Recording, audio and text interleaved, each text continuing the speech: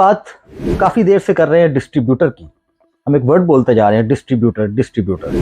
तो डिस्ट्रीब्यूटर है कौन? डिस्ट्रीब्यूटर करता क्या है? डिस्ट्रीब्यूटर का रोल वैसे तो बहुत वसी है, लेकिन चंद पॉइंट्स के अंदर मैं यहाँ अपने जो सुनने वाले हैं उनको बताना चाहूँगा कि डिस्ट्रीब्यूटर क्या होता है। जैसा कि पहले बताया कि डिस्ट्रीब्यूटर एक मिडिल मैन है बिटवीन कंपनी एंड कस्टमर या एंड कंज्यूमर। तो डिस्ट्रीब्यूटर सबसे पहले जो एक रोल परफॉर्म कर रहा होता है वो कर रहा होता है बाइंग का, प्रोक्योरमेंट का। वो कंपनी का ऑथराइज डीलर होता है, वो कंपनी का ऑथराइज डिस्ट्रीब्यूटर होता है, वो कंपनी से स्टॉक को बाय करता है। तो उसकी पहली ड्यूटी ये है कि उसने कंपनी से स्टॉक को बाय करके बल्क क्वांटिटी के अंदर अपने पास उसने स्टोर करना है। इसीलिए दूसरी जो वो सर्विस आपको प्रोवाइड कर रहा होता है कंपनी को एज डिस्ट्रीब्यूटर, वो ये है कि वो वेयर हाउसिंग की सर्विसेज भी प्रोवाइड कर रहा है। जो स्टॉक वो कंपनी से बल्क में बाय कर रहा है उसको किसी जगह पे तो वो रखेगा।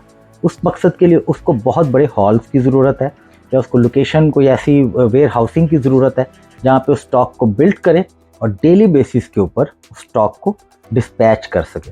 डिस्पैच करने से मुराद ये है कि जो प्राइमरी स्टॉक उसको कंपनी की तरफ से आ रहा है वहाँ पे उसको ऑफलोड कर सके और फिर सेकेंडरी स्टॉक को डेली बेसिस के ऊपर अपनी गाड़ियों में लोड करके एंड रिटेलर, एंड कस्टमर या एंड कंज्यूमर तक पहुंचाए। तो ये उसका दूसरा मेजर रोल है कि उसने आपको वेयर हाउसिंग की फैसिलिटी प्रोवाइड करनी है। पहली फैसिलिटी उसने आपसे बाइंग की करनी है, जिसको हम प्राइमरी सेलिंग या प्राइमरी सेल भी कहते हैं। और फिर वो जब सेल प्राइमरी कर लेता है उसके बाद जाके जो वो मार्केट में सेल आउट चीज़ें कर रहा होता है उसको सेकेंडरी सेल कहा जाता है।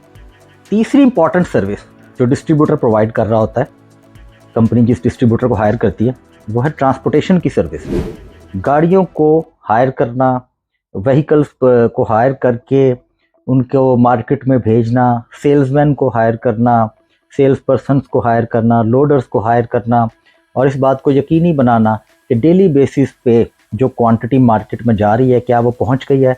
अगर कंपनीज ऑर्डर बुकिंग पैटर्न पे हैं, पहले ऑर्डर बुक करती हैं और उसके बाद डिलीवरी का पैटर्न अपनाया जाता है, तो वो इस बात को इंश्योर करेगा कि जिस कदर ऑर्डर आज उसके पास आए हैं क्या उसकी एग्जीक्यूशन 100% हो गई है या नहीं हो गई। अगर वो स्पॉट सेलिंग के ऊपर है, स्पॉट सेलिंग से मुराद ये है कि गाड़ी डेली फिल करके एक एक आउटलेट के ऊपर जाता है और एक एक आउटलेट के ऊपर जाके स्टॉक को ऑर्डर लेने के बाद डिलीवर करता है, तो ये भी उसी डिस्ट्रीब्यूटर की जिम्मेदारी है कि उसके पास व्हीकल फ्लीट अवेलेबल होना ज़रूरी है। उस मकसद के लिए चाहे वो रेंटल इस काम को कंप्लीट करे, रेंट पे उसका फ्लीट हो या उसका ज़ाती फ्लीट हो, ये सर्विस भी उसने अपनी कंपनी को प्रोवाइड करनी है बीइंग ए डिस्ट्रीब्यूटर। उसके बाद ये जिम्मेदारी कि प्रोडक्ट हर जगह पे अवेलेबल हो। डिस्ट्रीब्यूटर को जब अपॉइंट किया जाता है तो डिस्ट्रीब्यूटर को एक ख़ास इलाका, एक मखसूस इलाका या टेरिटरी असाइन की जाती है कि वो इस एरिया का डिस्ट्रीब्यूटर है। लेट सपोज वो लाहौर का डिस्ट्रीब्यूटर है। अगर लाहौर में एक ही डिस्ट्रीब्यूटर है और लाहौर का डिस्ट्रीब्यूटर लाहौर में मौजूद है, लाहौर की टेरिटरी के अंदर मौजूद है, तो ये उसी की जिम्मेदारी है कि वो कंपनी की जो प्रोडक्ट है उसकी अवेलेबिलिटी हर जगह पे यकीनी बनाए। हर इलाके, हर मार्केट, हर टेरिटरी जो उसकी प्रोडक्ट से रिलेटेड है वहाँ पे उसकी प्रोडक्ट अवेलेबल होना ज़रूरी है। इसके बाद डिस्ट्रीब्यूटर कंपनी के बिहाफ पे प्रोडक्ट की मार्केटिंग भी कर रहा होता है और प्रमोशन भी कर रहा होता है। बहुत सारी वैसी डेली एक्टिविटीज़ में एंगेज होता है जो कंपनीज़ की तरफ से मुख्तलिफ एक्टिविटीज़ रन की जाती हैं, वो वाया डिस्ट्रीब्यूटर या थ्रू डिस्ट्रीब्यूटर टीम ही रन की जा रही होती है।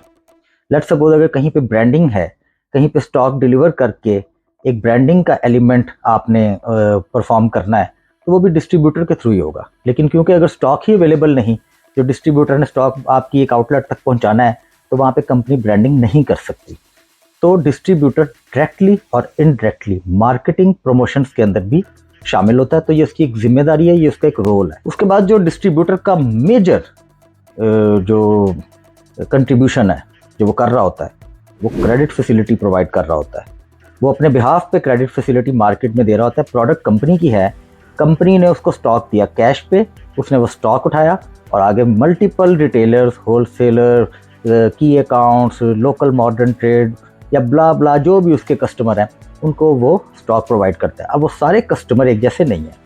कंपनी ने तो डायरेक्ट डिस्ट्रीब्यूटर को स्टॉक प्रोवाइड कर दिया एट वंस, एट कैश, तो आगे जो डिस्ट्रीब्यूटर ने स्टॉक प्रोवाइड करना है उसकी ये कोई गारंटी नहीं है कि वो सारा कैश के ऊपर सेल आउट हो रहा होगा या उसमें क्रेडिट भी इन्वॉल्व होगा। और नॉर्मली क्रेडिट इन्वॉल्व होता है, उसकी कुछ रेशो होती है, किसी कंपनी में वो 30%, किसी में 40%, डिपेंडिंग ऑन प्रोडक्ट। तो वो भी डिस्ट्रीब्यूटर का एक रोल है जो वो परफॉर्म कर रहा होता है, फिर उस क्रेडिट को वो रिकवर करता है टाइम टू टाइम। उसके बाद डिस्ट्रीब्यूटर कस्टमर सपोर्ट का रोल भी प्ले कर रहा होता है। कस्टमर सपोर्ट से मुराद है कोई क्लेम है, कोई वारंटी क्लेम है, तो वो भी एक कंज्यूमर डायरेक्ट कंपनी तक अप्रोच नहीं कर सकता। जिस बंदे से उसने वो प्रोडक्ट ली है, जिस डिस्ट्रीब्यूटर से उसने वो प्रोडक्ट ली है, वो उसी डिस्ट्रीब्यूटर को वो प्रोडक्ट वापस करेगा। वो डिस्ट्रीब्यूटर फिर उस कंपनी को क्लेम की मद में वो प्रोडक्ट वापस भेजेगा। तो डिस्ट्रीब्यूटर का एक रोल ये भी है कि वो कस्टमर सपोर्ट का रोल भी प्ले कर रहा होता है जब वो डिस्ट्रीब्यूटर बनता है किसी भी कंपनी का। इसी तरह डिस्ट्रीब्यूटर को कंपनी की आंखें भी कहा जाता है। डिस्ट्रीब्यूटर मार्केट इंटेलिजेंस भी करता है। मार्केट इंटेलिजेंस से मुराद ये है क्योंकि डिस्ट्रीब्यूशन फ्रंट फोर्स पे है, फ्रंट पे है बिल्कुल, और उसका फुटवर्क मार्केट के अंदर ज़्यादा है। कंपनीज प्रोडक्ट बनाती हैं और डिस्ट्रीब्यूटर को दे देती हैं। डिस्ट्रीब्यूटर ने मार्केट में डोर टू डोर जाकर उस प्रोडक्ट को सेल आउट करना है। तो जब डिस्ट्रीब्यूटर ऐसा कर रहा होता है तो उसकी नज़र अपने कंपेटिटर्स पे भी होती है। अगर वो डेयरी इंडस्ट्री से बिलोंग करता है तो उसकी नज़र इस बात पे भी होगी कि कौन कौन सी डेयरी प्रोडक्ट बिकती हैं। उसकी जो मार्केट इंटेलिजेंस है वो कंपनी की मार्केट इंटेलिजेंस से बहुत ज़्यादा स्ट्रॉन्ग होती है। उसकी वजह यह है कि वो फील्ड में बहुत फ्रंट के ऊपर प्ले कर रहा है। तो डिस्ट्रीब्यूटर एक रोल ये भी प्ले करता है कि मार्केट से इंटेलिजेंस गैदर करके कंपनी तक फीडबैक भी पहुंचाता है, चाहे वो प्रोडक्ट से रिलेटेड हो, नए कंपटीशन के आने से रिलेटेड हो, या एग्जिस्टिंग कंपेटिटर्स की एक्टिविटी से रिलेटेड हो। ये सारी चीज़ें एक डिस्ट्रीब्यूटर गैदर करके इंफॉर्मेशन टॉप एंड कंपनी को बता रहा होता है। लास्ट में बात करते हैं क्वालिटी कंट्रोल की।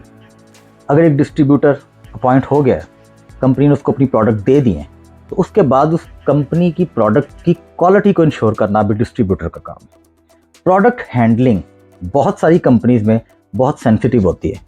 खासतौर पे फास्ट मूविंग कंज्यूमर गुड की बात करें तो बहुत सारी चीज़ें ऐसी हैं जो आपकी जल्दी एक्सपायर हो जाती हैं, और अगर उनको केयर के साथ हैंडल ना किया जाए तो उनकी डैमेज जो रेशो है वो भी बहुत ज़्यादा हो जाती है। लास्ट तो ये डिस्ट्रीब्यूटर का काम है कि क्वालिटी को मेंटेन रखे, और जो इंस्ट्रक्शंस कंपनी की तरफ से पास ऑन होती हैं रिगार्डिंग प्रोडक्ट हैंडलिंग, उसको भी मद्देनज़र रखते हुए इस बात को यकीनी बनाए कि कंपनी की प्रोडक्ट जिस तरीके से उस तक पहुंची है उसी तरीके से आगे एंड कंज्यूमर या कस्टमर तक पहुंचे।